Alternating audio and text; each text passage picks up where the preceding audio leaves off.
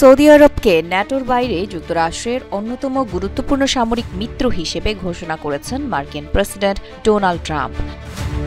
মঙ্গলবার হোয়াইট হাউসে সৌদি যুবরাজ মোহাম্মদ বিন সালমানের সম্মানে আয়োজিত নৈশভোজে এ ঘোষণা দেন তিনি। মার্কিন প্রেসিডেন্ট ট্রাম্প বলেন, সৌদি আরবকে আনুষ্ঠানিকভাবেই নন ন্যাটো মেজর অ্যালাই হিসেবে মনোনীত করা হচ্ছে, যা দুই দেশের সামরিক সহযোগিতাকে আরও উচ্চতায় নিয়ে যাবে।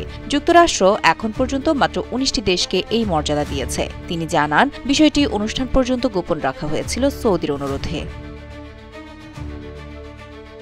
ট্রাম্প আরও বলেন, গাজায় শান্তি প্রতিষ্ঠার লক্ষ্যে যে পরিষদ গঠিত হবে, যুবরাজ মোহাম্মদ বিন সালমান তাতে ভূমিকা রাখবেন। ট্রাম্প নিজেই ওই পরিষদের চেয়ারম্যান হবেন বলে আগেই জানিয়েছিলেন। এর আগে যুবরাজ বৈঠকের জন্য যুক্তরাষ্ট্রে পৌঁছান। বৈঠকে সামরিক সহযোগিতা, পারমাণবিক প্রযুক্তি, কৃত্রিম বুদ্ধিমত্তা এবং যুক্তরাষ্ট্রে সৌদি বিনিয়োগ বৃদ্ধির আলোচনা হয়।